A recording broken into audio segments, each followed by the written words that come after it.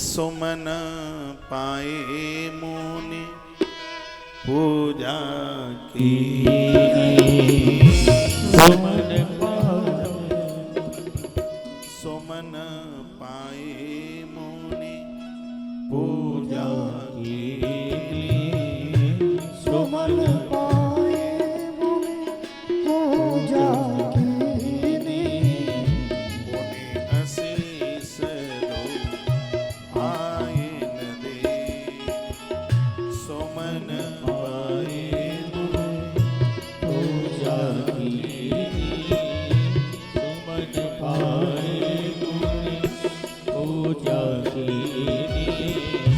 मुनि आशीष दो आयन दे। सुफल मनोरथ होई तुम्हारे।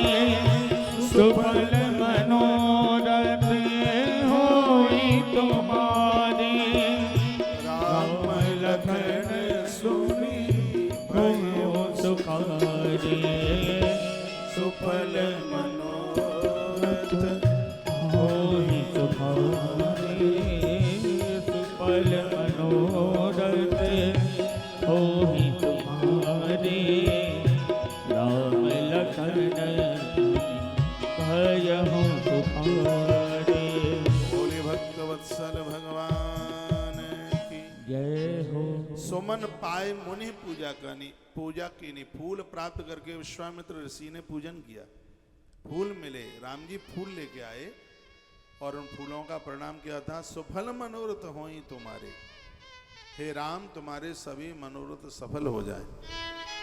तुमने जो सोच रखा है वो सब सफल हो जाए। दोनों भाइयों के लिए हमारा आशीष है।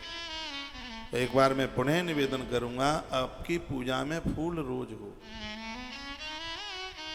उस पर एक षोडशोपचार पूजन होता है और एक पंचोपचार होता है। जो 5 चीजें हैं पूजा में, उसमें फूल जरूर लिया है। पुष्प से भगवान बड़े प्रसन्न होते हैं, लिखा है। तो फूल से भगवान की पूजा करते हैं, पूरी दुनिया उनके अपनी हो जाती है, अपने बस में हो जाती है। आप काम से जा रहे हैं या कथा अच्छी नहीं लग रही है इसलिए जा रहे हैं? अच्छी लग रही है, ठीक है, फिर पधारिएगा। तो राज्ञामयुत संख्यम च वशीकरण कर्म भी।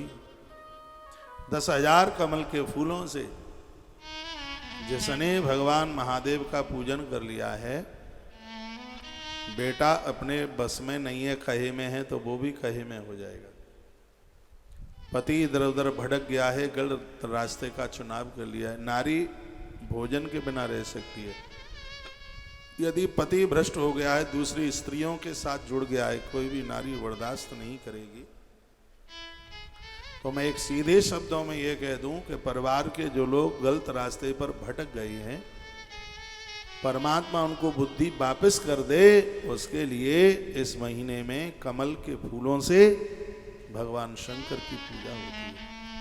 भगवान मैं तो सब बातें श्लोक बोल बोल करके मैं व्याख्यान कर रहा हूं, मेरे सामने से पुराण रखा और उसी में इन सभी बातों का वर्णन, ये इन ग्रंथों को पढ़ लिया जावे तो इस कलि युग में भी लोग सतयुग का आनंद ले सकते हैं। लेकिन दुर्भाग्य यह है कि आज व्यासपीठ से ग्रंथों की कथा नहीं सुनाई जाती, ऊट पटांग। आलोचना नहीं कर रहा हूं, नाम नहीं होता कथाओं का बिल्कुल। सब ऊट पटांग इधर उधर की, सब सास बहू की, सब यही चलता रहता है। थोड़ा बहुत मुझे टाइम मिलता है तो मैं देखता हूँ ना, सुनता हूँ मोबाइल में। एक अक्षर नहीं होता ग्रंथ का आसपास कहीं का। पता नहीं क्या होगा आने वाले समय में, होगा क्या, बड़ी चिंता की बात। पूज्य श्री जी बाबा मथुरा वाले बड़े अद्भुत महापुरुष थे।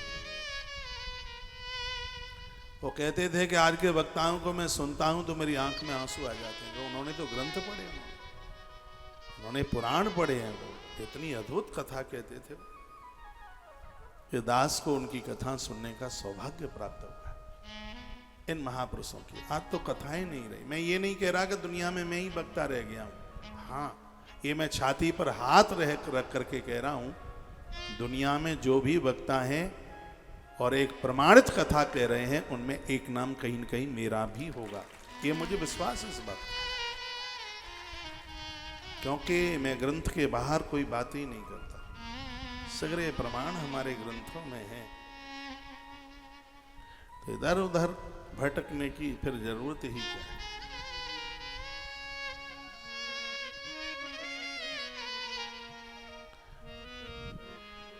क्या अच्छी बात कही गई है ना, क्या अयुत संख्यम च वसीकरण कर्म भी। अरे घर की बात छोड़िए, राजा भी आपके बस में हो जाएगा। आप पुष्प से भगवान की देवी देवताओं की पूजा कीजिएगा।